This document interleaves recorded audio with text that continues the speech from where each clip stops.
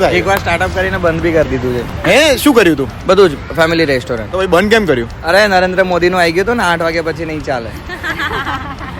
Lockdown वगैरह कर रहे थे. मेरा खुद का तो कोचिंग इंस्टीट्यूट है. मैं तो 12 साल से कर रही हूँ, पर इंस्टीट्यूट काफी टाइम से है. ફૂડ બિઝનેસમાં પછી એવું ના થાય કે તમે જ બધું ખાઈ જાઓ?